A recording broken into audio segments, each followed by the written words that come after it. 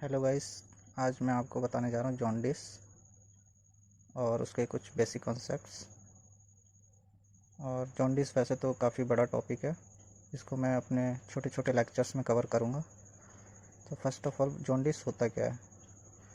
तो जैसा कि हमने पढ़ा है, जॉन्डिस क्या है? Yellow discolouration of sclera, skin and mucous membrane due to hyperbilirubinemia and deposition of biles pigments. तो गाइस, हाइपरबिलीरुबिनीमिया का मतलब होता है जब बिलीरुबिन का लेवल 1.2 mg/dl से ब्लड के अंदर ज़्यादा हो जाता है, तो हम इस कंडीशन को कहते हैं हाइपरबिलीरुबिनीमिया। और बाइल पिगमेंट्स क्या होते हैं? हमारे bilirubin. Normal value of bilirubin 1.2 mg/dl होता है ब्लड के अंदर, और जब ये वैल्यू एक्सीड कर जाती है 1.2 mg/dl से, तो हम बोलते हैं दिस कंडीशन इज़ हाइपरबिलीरुबिनीमिया। पर जो जॉन्डिस है वो हमारे क्लिनिकली डिटेक्टेबल कब होता है? जब प्लाज्मा में बिलीरुबिन का वैल्यू 3 mg/dl से ज़्यादा हो जाता है। यानी कि हाइपरबिलीरुबिनीमिया में भी जब वैल्यू 3 mg/dl से एक्सीड करेगी तो ही हमें क्लिनिकली डिटेक्ट होगा जॉन्डिस।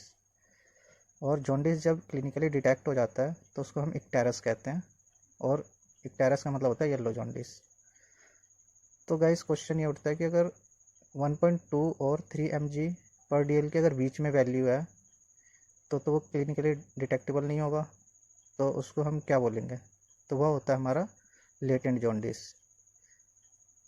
क्योंकि वैल्यू तो बढ़ी हुई है, हाइपरबिलीरुबिनीमिया की कंडीशन तो बनी हुई है, पर येलो डिस्कलरेशन उस टाइम पे नहीं दिखता। तो bilirubin value between 1.2 to 3 mg/dl is called latent jaundice. इसमें हमें क्लिनिकल सिम्टम्स नहीं दिखाई देते। इसको हम कैसे डिटेक्ट कर सकते हैं? Only detect by serum analysis. Bilirubin have high affinity for elastin protein which is found in skin, sclera and mucous membrane। अब ये भी होता है कि जो जॉन्डिस में है येलो डिस्कलरेशन होता है sclera, skin and mucous membrane का। तो क्वेश्चन ये भी उठ सकता है कि हमारे जो दांत या हमारे जो बाल ये क्यों पीले नहीं होते, इसका डिस्कलरेशन क्यों नहीं होता? तो इसका रीज़न यही है कि बिलीरुबिन की जो एफिनिटी होती है वो इलास्टिन प्रोटीन के लिए हाई होती है, और जो इलास्टिन प्रोटीन है वो हमारे स्क्लेरा, स्किन और म्यूकस मेम्ब्रेन में पाया जाता है, कनेक्टिव टिश्यू के अंदर। तो इसलिए ये उसी एरिया में डिपॉजिट होता है, तो वहीं पर डिस्कलरेशन शो करता है। Type of bilirubin. तो गाइस, बिलीरुबिन दो तरह का होता है हमारे ब्लड में, अनकॉन्जुगेटेड बिलीरुबिन और कॉन्जुगेटेड बिलीरुबिन। तो जो अनकॉन्जुगेटेड बिलीरुबिन है इसको इनडायरेक्ट बिलीरुबिन भी कहते हैं, और कॉन्जुगेटेड बिलीरुबिन को डायरेक्ट बिलीरुबिन भी कहते हैं।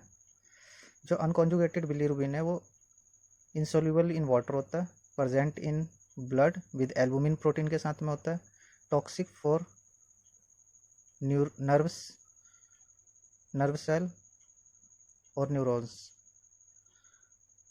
और ये बहुत डेंजरस होता है चाइल्ड में, इन्फेंट के अंदर, क्योंकि उनके अंदर ब्लड ब्रेन बैरियर पूरी तरह से डेवलप नहीं होता, तो ये उसको क्रॉस करके ये न्यूरोपैथी कोस करता है, जिसकी वजह से मेंटल रिटार्डेशन वगैरह कर्निक्टरस की कंडीशन बन जाती है।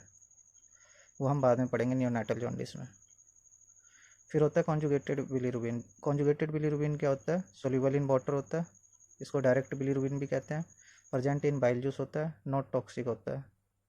और जो कॉन्जुगेटेड बिलीरुबिन होता है वो लीवर में जाने के बाद कॉन्जुगेट होता है। तो ये हैं हमारे टाइप्स ऑफ बिलीरुबिन। तो गाइस, ऐसे ही छोटी छोटी इस वीडियो में मैं जॉन्डिस को कवर करूँगा। ये हमारा आज का जॉन्डिस का इंट्रोडक्शन था। यह है एपिसोड 1, एंड इसके बाद हम डिस्कस करेंगे types of jaundice and bilirubin metabolism and clinical diagnosis and treatment and management. तो थैंक यू गाइस। अगर मेरी वीडियो अच्छी लगी हो तो लाइक, शेयर एंड सब्सक्राइब कर दें।